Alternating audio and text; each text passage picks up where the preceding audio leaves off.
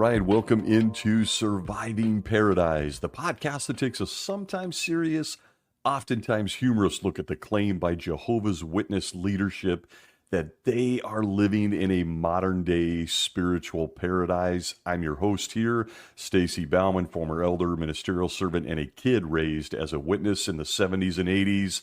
As I do, a quick warning, try to have some fun here, sarcasm, humor, and more. Try to be educational at times. Please note, never meant to offend anyone, no matter what part of their journey they are on, hopefully out of Jehovah's Witnesses. Got it out of the way early this week. I wanted to give a programming note, just a quick note to kick off this week in Paradise. I may be taking a small break from weekly programming next week. It's undecided.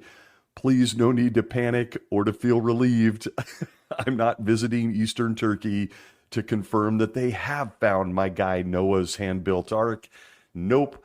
I'm waiting for the governing body of Jehovah's Witnesses to announce new light from heaven that man has indeed found the one-window ark that saved all of mankind, the animal kingdom, all the insects, birds, and more. And well, I got nothing for the plant life that was also underwater. Maybe you could help me figure that out. Far be it for me to step in front of the faithful and discreet slave by actually getting proof without the 11 of them involved. Nope, I'm just taking a little time. I'm not going to Turkey. And it may not happen at all, but just in case anyone was wondering, much appreciation for those who show up weekly. There are some tentative travel plans, and it's just a heads up.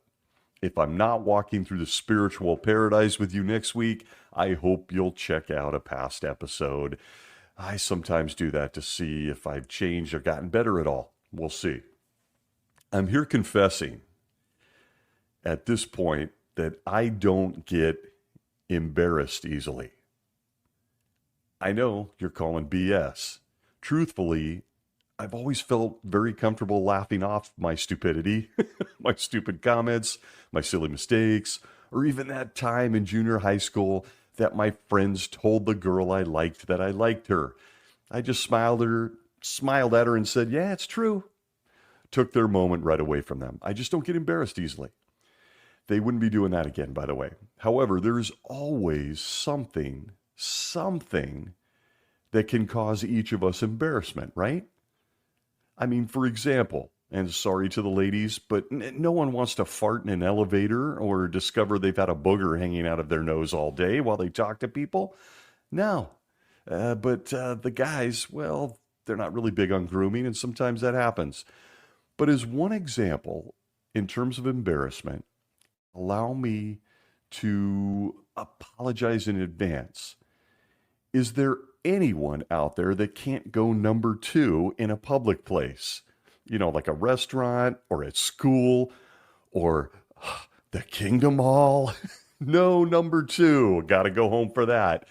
Yeah, it's all rooted in embarrassment, which only creates about a dozen more questions I would have for my guy Noah and the other 7 people trapped on a floating zoo looking for a little privacy during their cruise. Maybe they went to the roof? I brought that up before. Okay, I'm going to stop now. Embarrassment. My list of embarrassing things is pretty short. And maybe it's age and life experience, but even a booger isn't going to ruin my day anymore. In an effort to always be transparent, it just crossed my mind that I used to be somewhat embarrassed by how poor we were when I was a kid. That stung. That stung a little bit. My mother worked so hard, but she raised the 3 of us on her own, by herself, with only one salary. I still don't even know how she did it. Wearing the same jeans to school every day, getting a few comments from the other kids. Yeah, that stung a little bit. So there, I found something that made me uncomfortable or embarrassed me back in the day. And all of this explains, by the way, why I spoil my kids now, especially my daughters. By the way, don't do that either. That's not the answer. That gets to be real fun with your daughters. And for me, I do have an awful time with secondhand embarrassment. Does anybody else feel that way? Some psychologists call it vicarious embarrassment. According to one internet definition, thank you AI, by the way, we are told that secondhand embarrassment is the feeling of being embarrassed or discomfort experienced when witnessing someone else's awkward or cringeworthy situation, even if you're not even involved. It's a common human experience, often triggered by observing a friend, a stranger, or even a fictional character's actions. I'm going to restrain myself. Looking at you, Bible. And I am so guilty of this. I have and do feel terrible embarrassment for others. It's weird because not really for myself. I bounce back. It just doesn't bother me.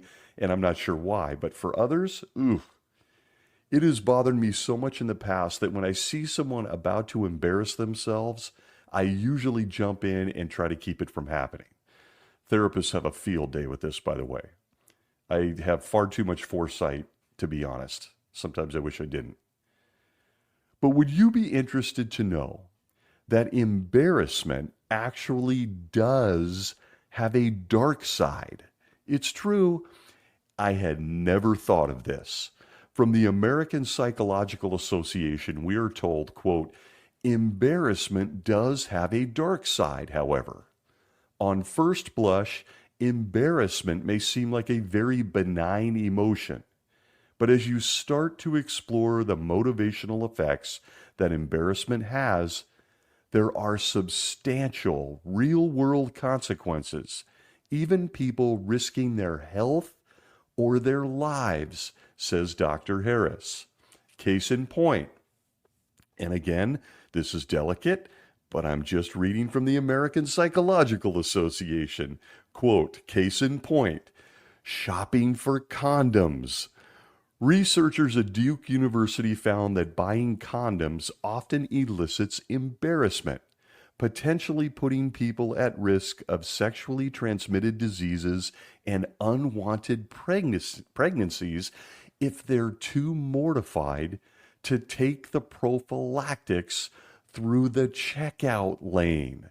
That comes from Psychology, Health, and Medicine study of 2006. That's just one of many examples of embarrassment affecting our well-being. Men failed to get prostate exams. Women could skip mammograms. Seniors may avoid using hearing aids. And people of all stripes might fail to mention awkward symptoms or avoid the doctor altogether. Fear of embarrassment causes people to behave in really irrational ways, says Harris. Understanding more about the emotion itself can help people decide when they should think twice about embarrassment, preventing them from engaging in behaviors, end quote. Wild stuff. Just the fear of embarrassment can cause us to not do certain things, including dangerous things, ignoring health problems, or not wanting to make sure that we don't get someone pregnant. This reminds me of past girls I dated during my single years where they needed those monthly things at the grocery store, and I had no problem going into getting them, and they were in shock. Aren't you embarrassed? No. Why would I be? But you can see that some people are. They will actually engage in dangerous behaviors because of embarrassment. So what a light bulb moment.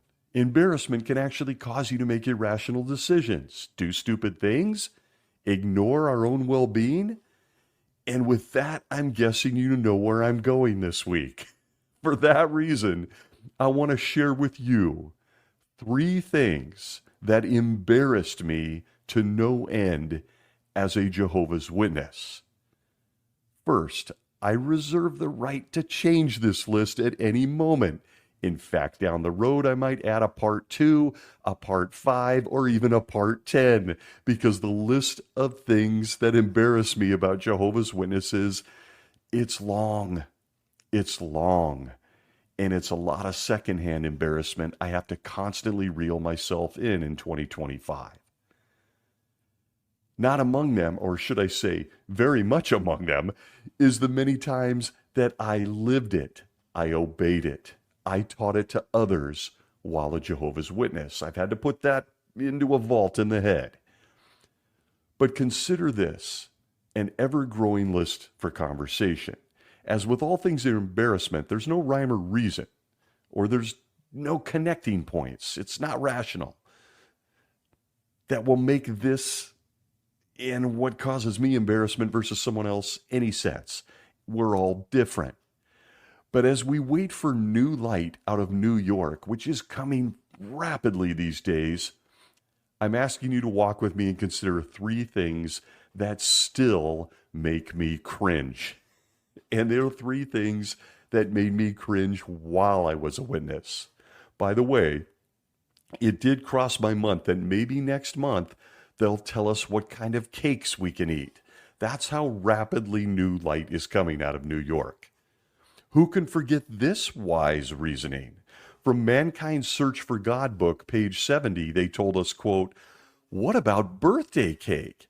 It appears to be related to the Greek goddess Artemis, whose birthday was celebrated with moon-shaped honey cakes topped with candles." End quote. Just hold tight, my cake lovers. Birthday cakes with candles? Very bad. Wedding cakes with candles?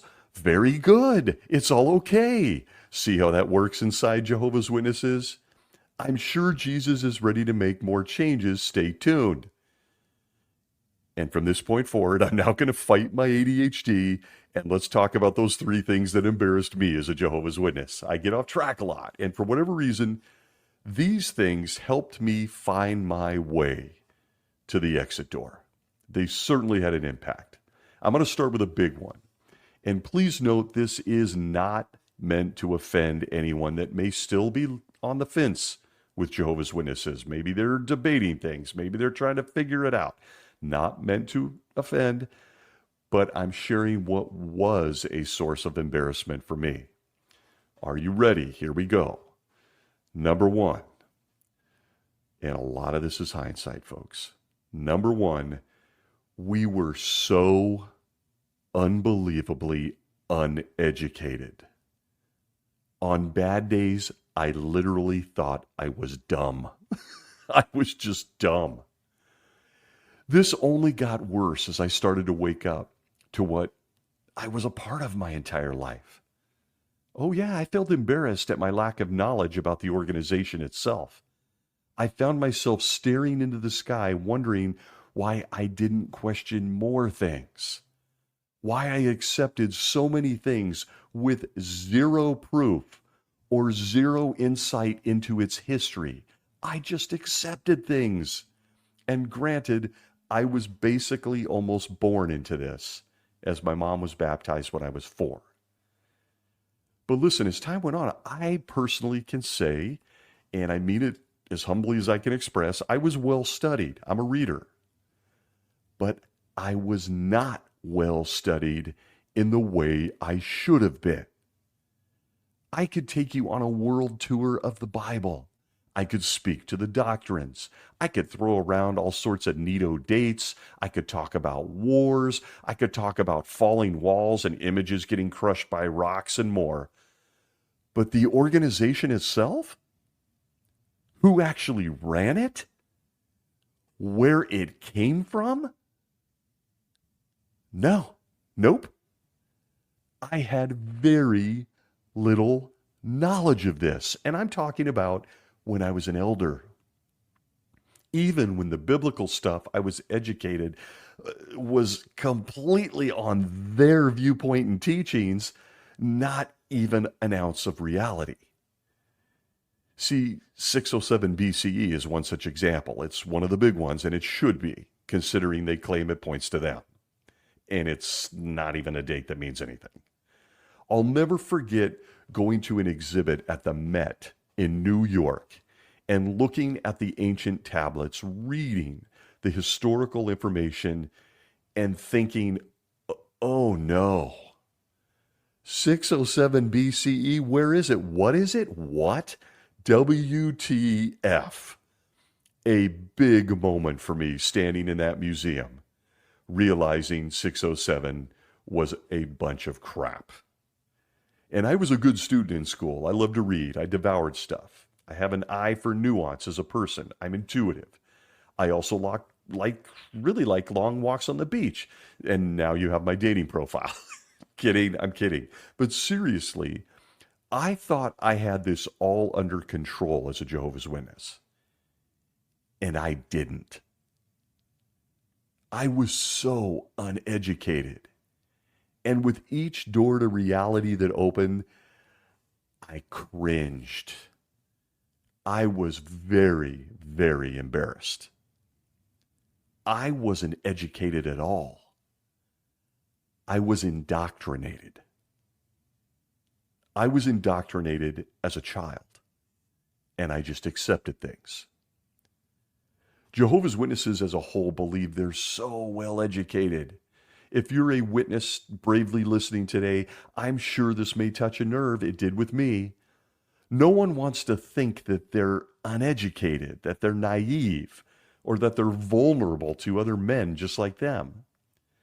However, a Jehovah's Witness is regularly told that they are well educated. In fact, they're the most educated people on earth, reinforcing a sense of false security and fostering gross ignorance all the way through to adulthood. From the October Watchtower 2020, page 24, paragraph 14, they told us, quote, "By means of the faithful and discreet slave, he is giving us not just an abundance, but also an amazing variety, from articles and talks to digital animations and videos," end quote. From the Watchtower of July 1st, 1990, page 30, they told us, quote, "Just as men unlettered and ordinary became Jesus' apostles, and God made them wise in spiritual matters, so Jehovah has made ordinary people wise today," end quote. And I'm here admitting to anyone that wants to hear it, I bought it. I bought it hook, line, and sinker. I, for some unknown reason, was lucky enough to stumble into the best free education program on earth, all powered by an invisible force known as Holy Spirit. Wow, why me? I would often ask that. But now for a blunt comment. Not all Jehovah's Witnesses embrace education, even the one they get in the organization. In fact, in my opinion, the vast majority don't. They don't embrace it at all. I think, and I say it far too often, but it's so critical, I think many have never even read the Bible itself, much less the publications. That was my experience. Most have been associated with the organization and acquired any wisdom or understanding by just being around the meetings, or being told what to do, or being told how to think by their parents or other well-meaning people. Test it out. Ask a random Jehovah's Witness a question about birthdays, piñatas. Ask them about the Dead Sea Scrolls, or who started the organization. Who was it? Who was the first president? I guarantee they'll get it wrong. Or anything else. You're going to be blown away at how little a Jehovah's Witness understands or can explain. And they've committed their life to it. Life and death. I recently watched one of these book cart crashing videos where a pastor, I didn't catch the denomination, very politely approached two sisters standing in front of their book cart to get their take on the Trinity. And let me tell you, sitting all alone in the dark watching this on YouTube in my home office, I cringed with secondhand embarrassment. I was so embarrassed for these women. I realized halfway through watching that my face was in a permanent wincing frown form.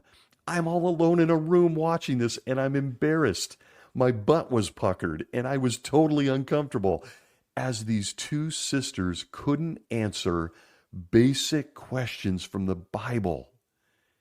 They ended up reverting to calling the police on the man. I'm not kidding. The guy had approached them with his wife and two little girls. Both of them were under 5 years old as he was asking basic questions from the Bible. And when he caught them in their ignorance, the husband of one of these sisters magically appeared and threatened him with calling the police for harassment. It was embarrassing to watch. Embarrassing. Jesus himself may have answered a question from violent crowds, tyrannical rulers, and even endured his own disciples' disloyalty. But approach a Jehovah's Witness at a book cart in 2025 and ask them for answers using only the Bible? Well, they'll call the police on you. That's what they do. They're so uneducated, and so was I.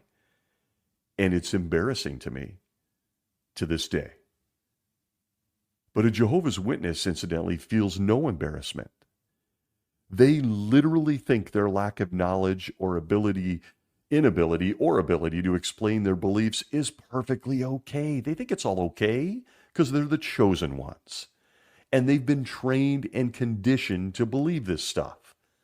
From the Awake, going all the way back to October 22nd, 1953, on page 27, witnesses were told, quote, often Jehovah's Witnesses are asked, what diplomas have you? Neither Jesus nor his disciples had worldly diplomas to preach good news of the kingdom. Yes, it was said of him approvingly, never has another man spoken like this. And people are saying the same of Jehovah's Witnesses, or they call the police. Back to the quote, a well-educated man recently said, quote, I very seldom find one of you who has a diploma. What? But you are the most eloquent speakers of any people I have met. End quote. Wait a minute. Putting this to the Awake magazine in print with pride, sticking your chest out that most Jehovah's Witnesses don't even have a diploma? But doesn't matter. They're the most eloquent speakers of any people this man has met. The man is unnamed, and we don't even know if he exists, but don't let that bother you. Jehovah's Witnesses are the most eloquent speakers of any people I have met. And I'm here to say, anyone who's been to a meeting and listened to the vast majority of speakers knows they're absolutely brutal. They're far from eloquent. Just tune into JW Broadcasting and watch almost every member of the governing body speak. It's brutal. They are not eloquent. But you see, Jehovah's Witnesses, me included, spent a lifetime being assured that we were smart enough. You don't even need a diploma. That we don't need to develop critical thinking skills or understand the deeper things. The governing body has a tried and true program for making Jehovah's Witnesses believe they're the smartest people on earth. You may not understand how a generation can overlap because they can't. You may not fully grasp why you can have separate ingredients from your blood. You just can't have whole blood itself. What? And you may not even understand how the God of the Old Testament is the same God you're reading about in the New Testament? But the thing is, you're not supposed to wonder. You're not supposed to ask. You are the smartest people on earth, and as one unnamed man from the Awake said, the most eloquent of all speakers. And I bought into this program. And look, it's embarrassing, and it was, especially back in the day, to look in the mirror and know that you've been duped. I gotta tell you, there's still days I don't like thinking about it. I was duped. I cut myself slack just because I was a kid. But we were duped. I grew up believing stuff like this. From the Kingdom Ministry of October 2011, page 3, paragraph 3, where we were told, quote, how we have benefited from divine education. We have learned that God has a name and that he cares about us. We have learned the answers to some of life's most important questions. How did Stephen Lett get appointed? No, sorry, back to the quote. Why do people suffer and die? How can I find real happiness? What is the purpose of life? Jehovah has also given us moral guidance that enables us to make our way successful. End quote. I gotta tell you, just reading that makes me cringe. I'm embarrassed. For decades, I believed that I had the magical answers to aging, dying, happiness, life's purpose, and I could even tell you, dear stranger, the future. Yeah, I had that too. After discontinuing my life as an elder, I actually stayed in the organization for roughly 2 more years. And I am here to tell you those 2 years were the most uncomfortable for me in all of my time. I was waking. I guess I should say I was awake. And boy, did I feel dumb. Real dumb. All those questions I had and that I openly share weekly on this podcast that I had for years been pushing down since I was a little guy, well, they all came right to the surface during those 2 years. I wasn't an elder anymore. I wasn't on the treadmill. I could just sit, listen, and watch. And I hadn't been doing that since I was a little boy. Things like believing it all started with 2 naked people and a talking snake. Like believing a God of love wouldn't have just killed the talking snake and let us all go about living in paradise. Why? No one's gonna say a word. Like believing the talking snake was actually this God's kid and that he apparently couldn't discipline him for some reason. The truth is, I don't think I ever did believe any of this stuff. I just accepted it. And I tried not to think too much about it. Not until I had too much time on my hands.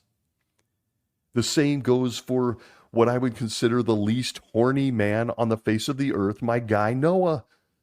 500 years sleeping next to someone you love without touching them. Well, just not believable, folks. I don't know. I just don't believe it. Mrs. Noah didn't get pregnant till Noah was 500. I don't know. I don't think gathering the animal kingdom was very plausible, or building a boat by hand, all while hitting the national average in field service. No, I just don't believe it. And when I had too much time on my hands, it felt embarrassing. But nowhere did my own ignorance and lack of education manifest more than in field service or the preaching work. From time to time, and you've probably had this experience too, you run into someone that was actually truly scholarly on all things Bible. Again, I was well read. I will admit that. I could quote scriptures. I was a good speaker, but none of it mattered when up against someone who actually had a well-rounded grasp of the Bible outside the world of Jehovah's Witnesses. Ridiculous things I knew but couldn't explain, such as the name Jehovah not being found in a single ancient manuscript of the Greek scriptures, including Jesus himself never saying his Father's name or sharing it. Why didn't I know this? I just accepted it. But here I was at this person's door to show them 237 times the governing body added the name Jehovah to the Greek scriptures. Why? Well, look over here. Look at the puppet. Look at the puppet. Your flowers are pretty in your front yard. All because the governing body says so. Jehovah was, without question, not God's name. It's impossible. But here we are. And I really can't explain, outside some European mistakes by some clergy guys, why we use it, why you've named a religion after it. I couldn't explain basic things like this. Just dumb. Dumb.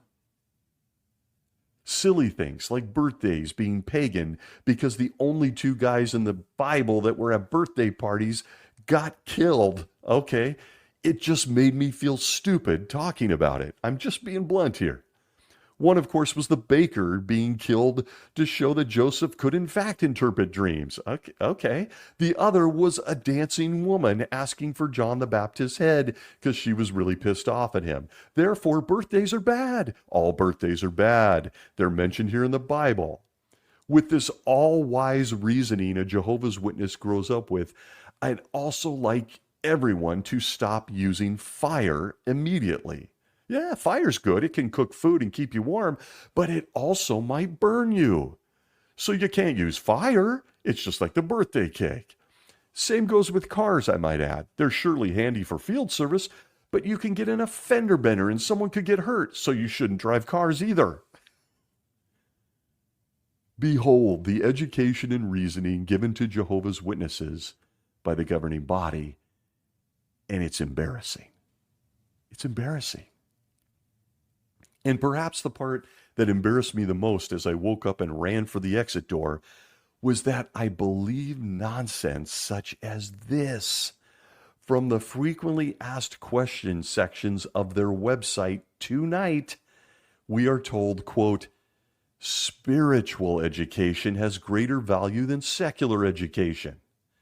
Unlike secular education, Bible-based spiritual education provides the life-saving knowledge of God. It also teaches moral values, what is righteous and just and fair, the entire course of what is good. The Apostle Paul received what could be likened to a modern university education, yet he acknowledged the excelling value of the knowledge of Christ. End quote for a moment here. Yeah.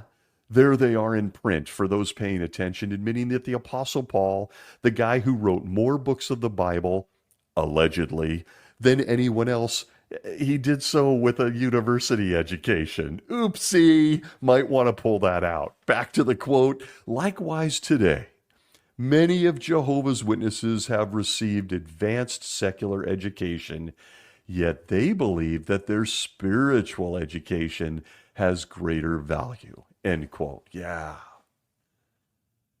The second-hand embarrassment I feel for Jehovah's Witnesses today when I just watch JW broadcasting or read an article on the website or see Stephen Lett or Sam Hurd just speaking. Yep. The lack of education and common sense were one of the most embarrassing feelings I had as a witness. But I am here to tell you it helped wake me up. I'm embarrassed that I actually thought I was smart inside their little make-believe paradise world. Sorry to be so blunt this week, but that's the facts. The lack of education inside of Jehovah's Witnesses, the desire to keep them dumb and uneducated, as can be seen by the way they teach the last 10 to 15 years, all of it now in video, just like you're a little kid on Saturday morning. It's just further proof of how this organization indoctrinates its people. And I felt the embarrassment, the sting of embarrassment of actually feeling dumb. And it took me a while to get over. Okay, let's move on to another one. How about a second thing that embarrassed me on the regular? This one would classify as serious in my opinion. I'll try to have a serious tone. It was the stated fact, but how it manifested in actions or non-actions is what made me cringe. And it's this. Despite claiming that they have the corner on all things love, there is little to no love inside Jehovah's Witnesses. Even as I say that, I feel my body tense up. Secondhand embarrassment. If there's one thing that draws people to almost anything, it's the feeling of being genuinely accepted and most importantly, loved. It's not hard to understand that Jehovah's Witnesses believe they are the epitome of love, that they worship the God of love, that their organization is founded on love, that anyone or anything associated with the only true religion on earth would be dripping, drowning, and soaked in love. And I'm going to narrow down what really, really embarrassed me in my time as a witness. It's most specifically the concept of what they call brotherly love. We'll focus just in on that one segment. Full confession here. This is my viewpoint. I was a fatherless boy. And whether I realized it at the time or not, I was most drawn to the concept of brotherly love, of belonging to something special, to the camaraderie, to being accepted, to loyal love that can only be shared by those who truly care about one another, built on character and honor. I bought into the many, many, many claims that Jehovah's Witnesses alone have this brotherly love. From the Watchtower of November 15th, 2009, page 20, paragraph 2, we're told, quote, "The love of the true Christian brotherhood has no equal in human society. Just as a magnet draws iron, so love draws Jehovah's servants together in unity and attracts sincere ones to true worship." End quote. They continue with this. January, Watchtower, 2016, page 8, paragraph 5, quote, "What does it mean for us to show brotherly love?" The Greek term used by Paul, Philadelphia, literally means affection for a brother. Brotherly love is the type of affection that involves a strong, warm, personal attachment, such as to a family member or a close friend. We do not pretend to be brothers and sisters. We are brothers and sisters. Our strong feeling of attachment to one another is summed up nicely in these words: "In brotherly love, have tender affection for one another. In showing honor to one another, take the lead." Combined with principled love, agape, this type of love promotes close companionship among God's people. End quote. Okay, just one more because there's pages of this.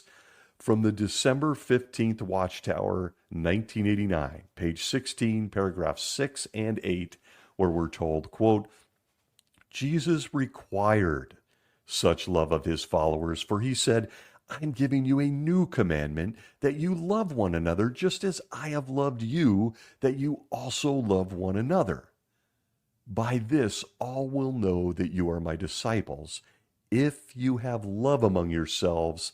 Such brotherly love exists among Jehovah's Witnesses in our time." End quote. Okay.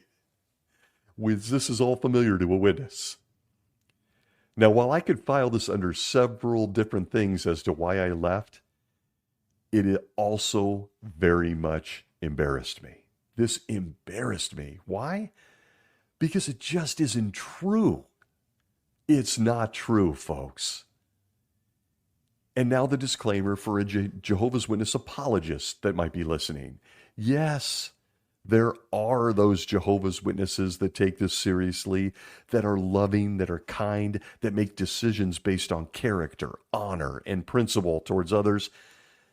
But they're the minority. They are by far the minority. This concept of we're so loving when it was obvious they're not, it was in my top 5 reasons overall for leaving the organization. That love isn't there. And hearing about how loving you are all the time is embarrassing. It said a lot to me personally. There's a lot of lip service. And there are even those that really try to practice it, but overall, no way. And I would cringe every time I heard this proclamation of how loving Jehovah's Witnesses were. It still makes me cringe. It makes me laugh now. I still find it embarrassing that people can so boldly claim how loving they are. I am so loving. We are the most loving. What? How do you know? Did you hook yourself up to a love machine and get a reading or something? What? How? Did the doctor take a blood sample and tell you that your veins are full of love? You're the most loving people. This claim that Jehovah's Witnesses live in a landscape of endless love is not only dishonest, it just makes me cringe. It just makes me cringe. It might be the single greatest identifier that they're lying to you. Don't tell me being able to go to a building is loving or hand out magazines to people in need is loving. There's nothing loving about this stuff. Love is based on character, on who you are as a person, on making tough decisions.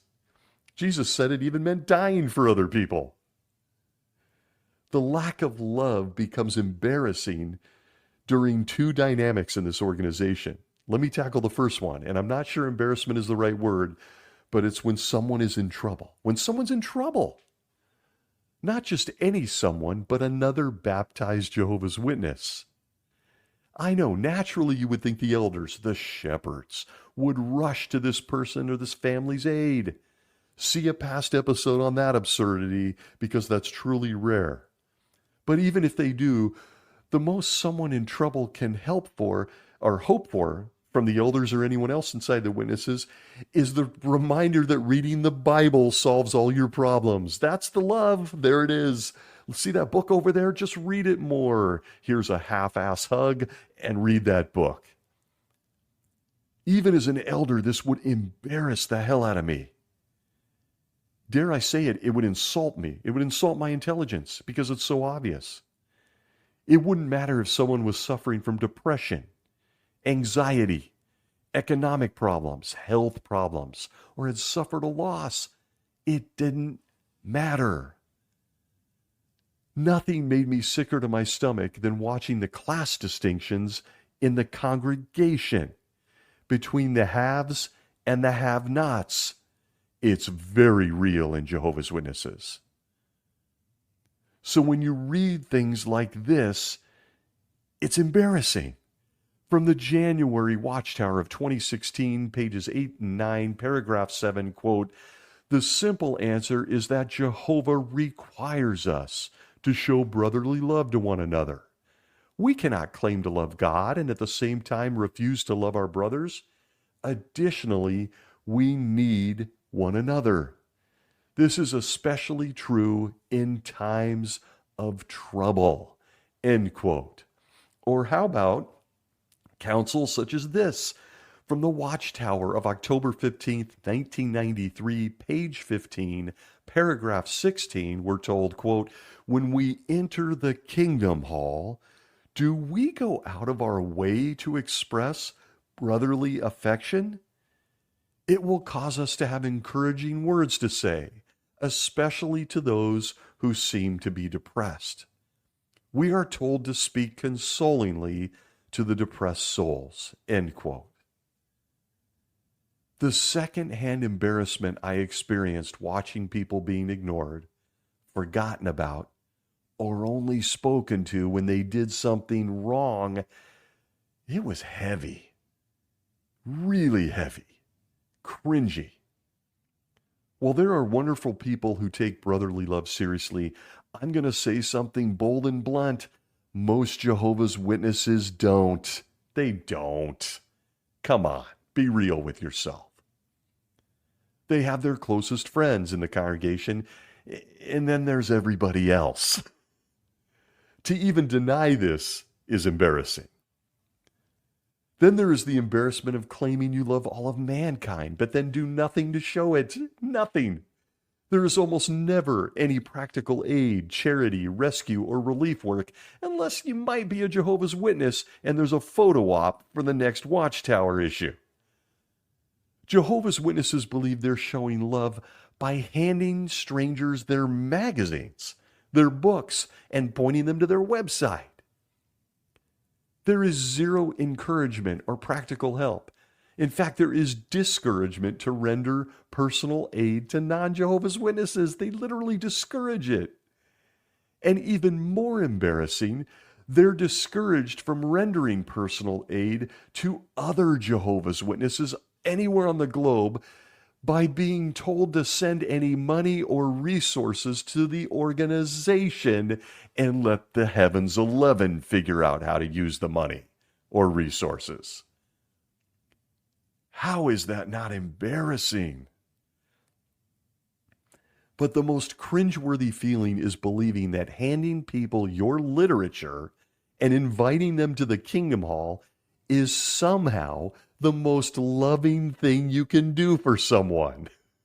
From the Watchtower of October 1st, 1986, page 23, witnesses are told, quote, "In fact, even though pity for the people prompted Jesus to care for them in a physical way, his chief interest was in offering them the spiritual help their religious leaders had failed to provide.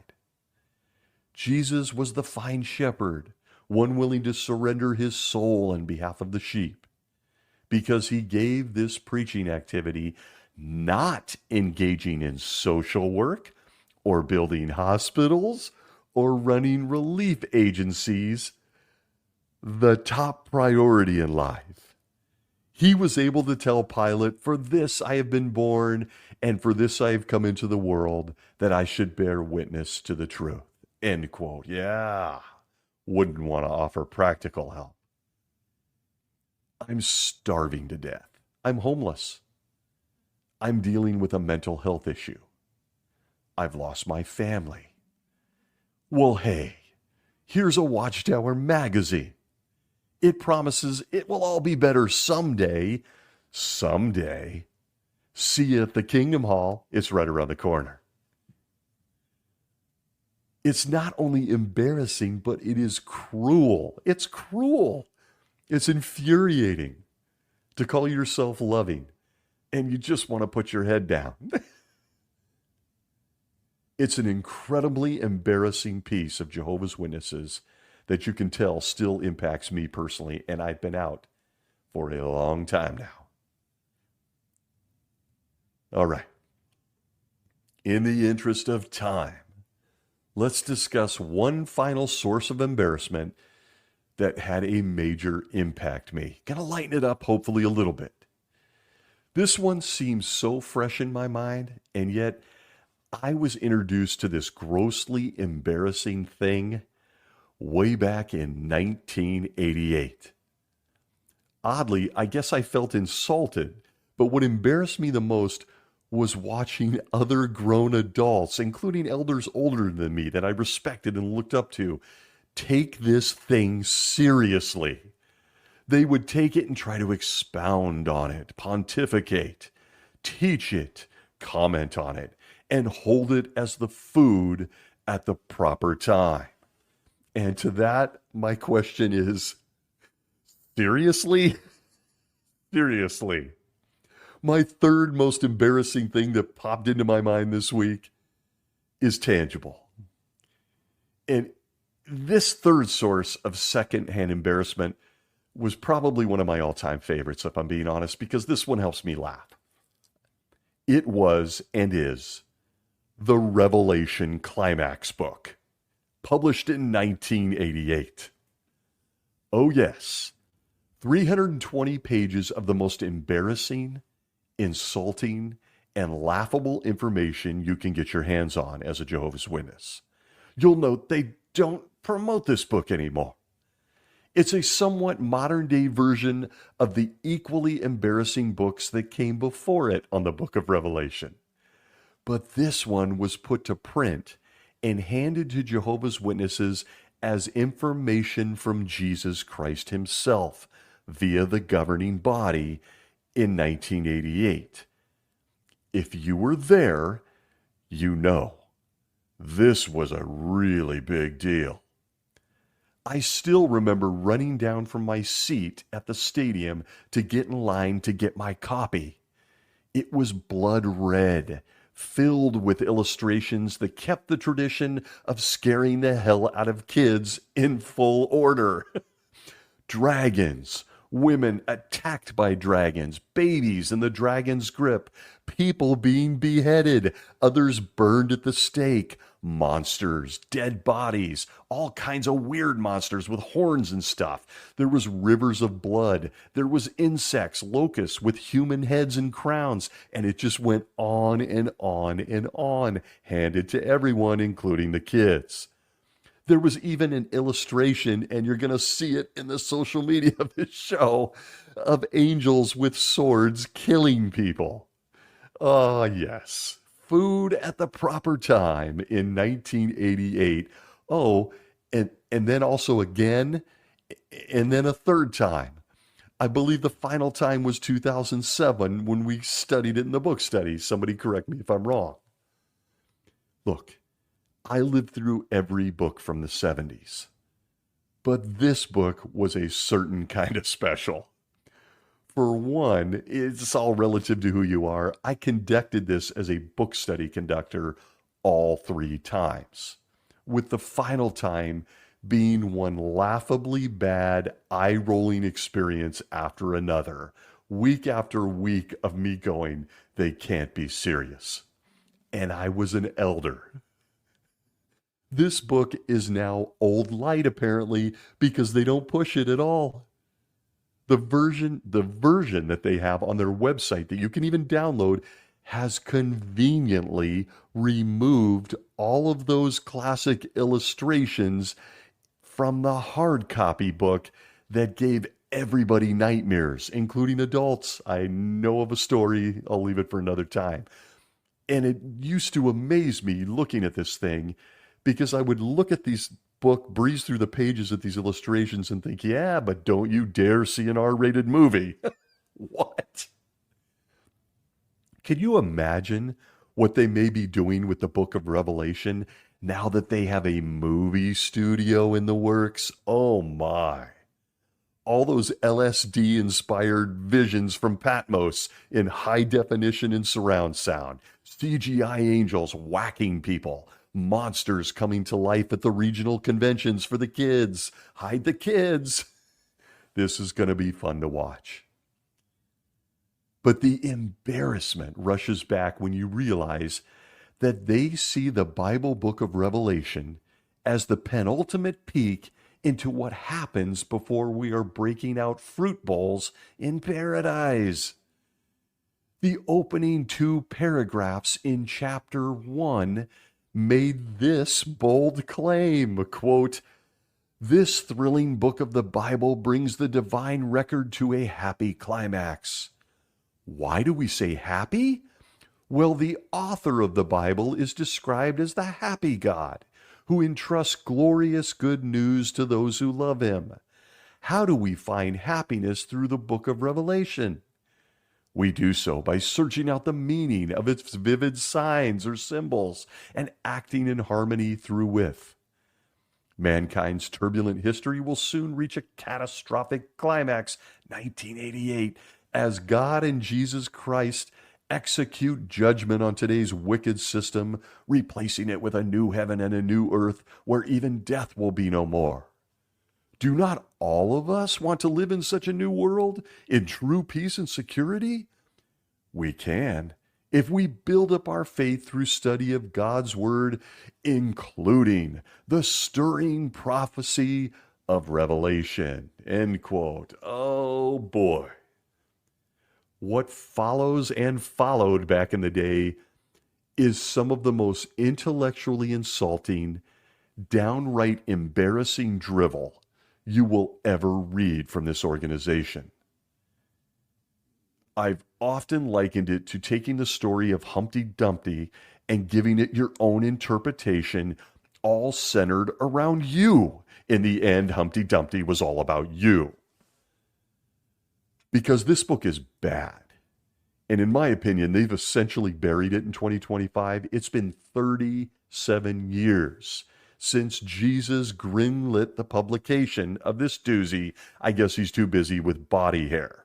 And they've never touched the book of Revelation again. Gee, I wonder why. I gotta believe there's a movie coming. Not to be forgotten, is that this book, and the reason I would just cringe even talking about it, it was like a Holy Spirit moving target. That's what we're going to call it. They wanted us all to know they understood Revelation in 1988, and we should obey them, as well as teach others what we were learning from them about them. This was in the now long gone weekly book study meeting where we dissected John's fever dream in great detail week after week. But wait a second here. Oops. You see, this was such great food from the faithful slave that it was always changing. You see, Revelation would change week by week. And my butt puckers just thinking about what was to come with this book. In the Kingdom Ministry of 2006, Jehovah's Witnesses and this guy, the then book study conductor, were given a 4-page insert of corrections spanning chapters 4 all the way to chapter 43 of the Revelation Climax book. Oh no, what? 4 pages of corrections on 8.5 by 11 paper? Wait a minute.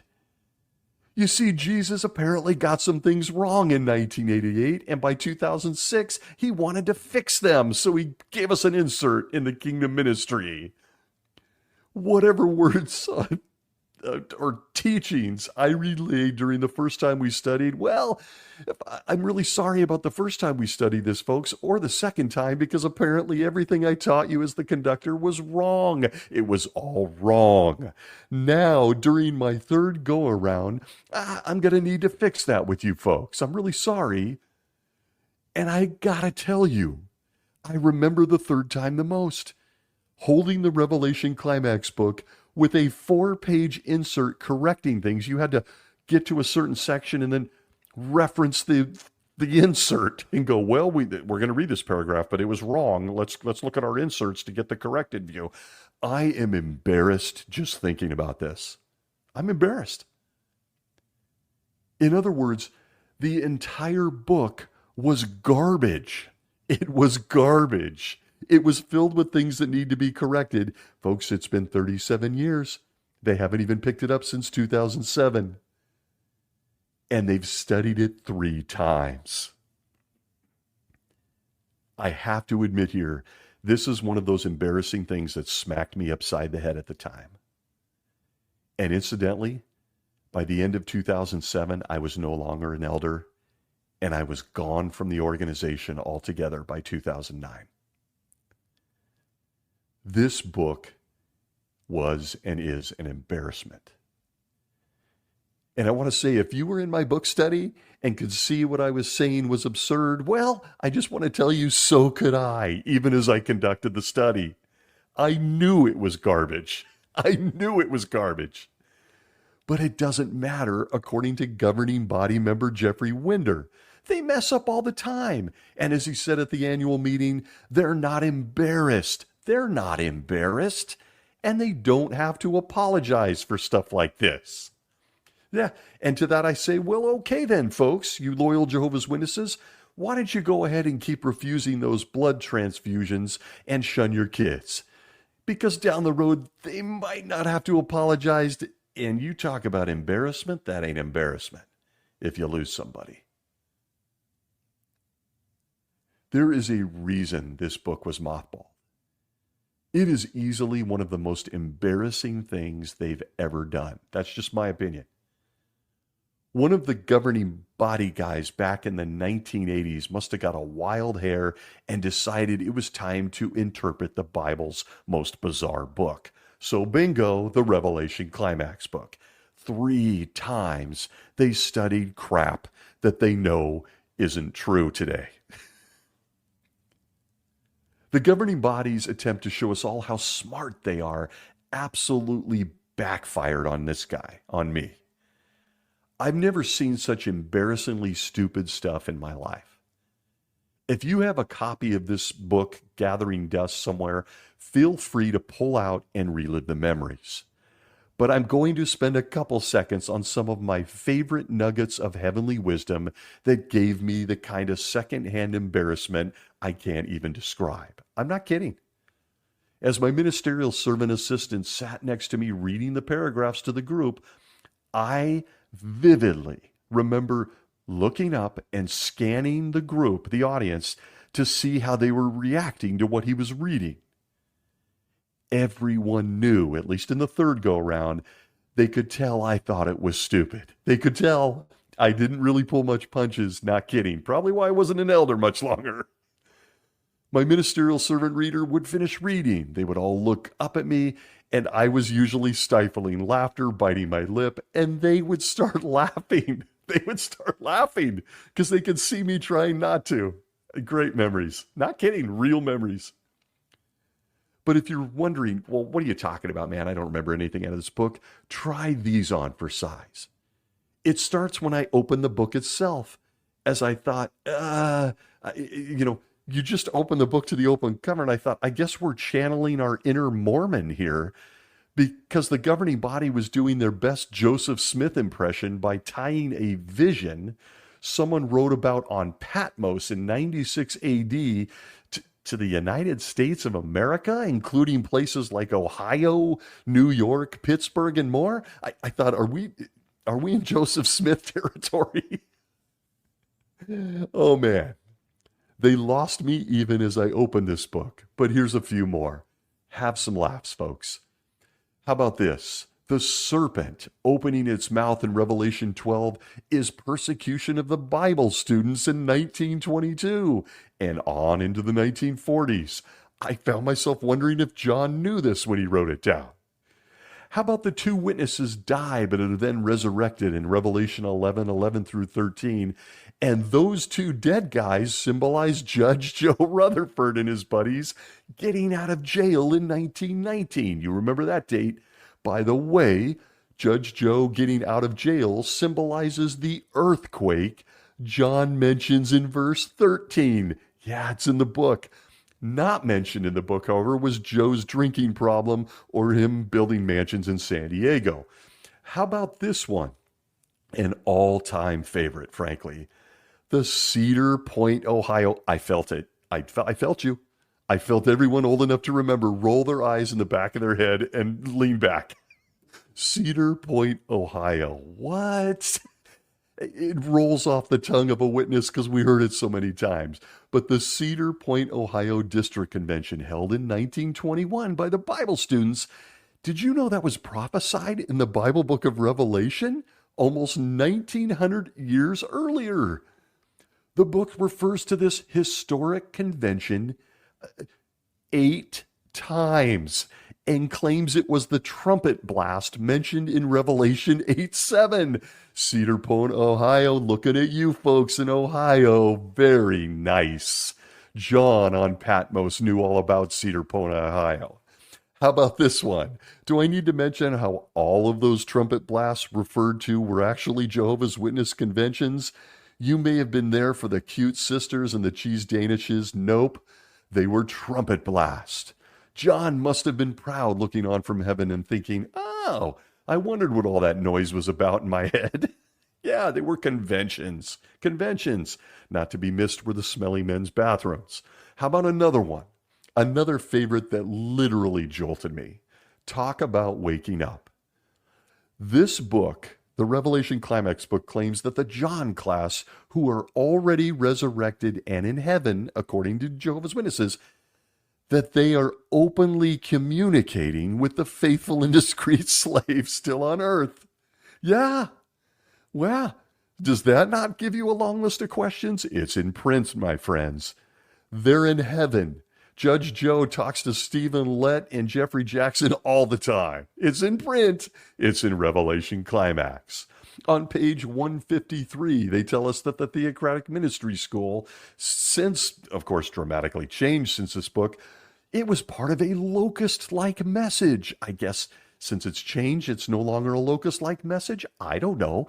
But that it stings. The theocratic ministry school stings like a serpent's tail on a horse. Page 153 if you're interested. Yeah, I can tell you, getting a W, that stung. That stung, especially when you were oftentimes a better speaker than the theocratic school overseer. Why is this guy counseling me? I'll move on. On page 173, under highlights of Jehovah's trumpet-like judgment proclamations, at the bottom, number 7, the 1928 Detroit, Michigan Convention, a declaration against Satan and for Jehovah making plain that God's anointed king, enthroned in 1914, will destroy Satan's evil organizations, and emancipate mankind. Yeah. Page 173, folks, Jehovah and his son Jesus Christ hanging out in Detroit, Michigan, talking trash to Satan. And then there's this, and I'll wrap it up. Nothing made me laugh as hard as the entire paragraph in the book being a verse from Revelation. As you finish reading the verse, the question would be, what does the Bible say in this verse? I'm sorry, I'm trying not to laugh. I still couldn't believe it. And that was where my book study group would look up at me and start laughing because I just couldn't stifle it. We just read it, folks. We know what it says. We just read it. But the question in the book was, what did you just read? My group would just bust out laughing to my face. And I laughed along with them, not going to lie.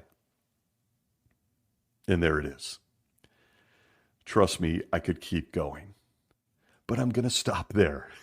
I know my laughter drives people nuts, and I'm getting there. I'm feeling embarrassed all over again just thinking about these 3 things. Those are just a snapshot of 3 things that made me want to hide my face as a Jehovah's Witness. The chief one being that I was duped. Little things like the embarrassment of not going to kids' birthday party. Yeah, we could list a million things. But as I said, this list may change or have another installment, but these were the 3 that came to mind for me this week. So embarrassing. You know, embarrassment isn't always a bad thing. According to Insight Therapy, we're told, quote, learn from mistakes and remain considerate of the effects your actions have on others. You'll be a far more productive member of society than someone who never feels embarrassed or acknowledges their errors. Embarrassment can be a good thing. End quote. If you're a Jehovah's Witness today and questioning why Jesus cares more about body hair or toasting than saving lives, or why the elders talk about love from the platform but rarely show it themselves, listen, please embrace the embarrassment. Embrace it. You might just find that getting embarrassed saves your life. I want to thank you for joining me this week. Hope to be back real soon, wherever you may be. Be well.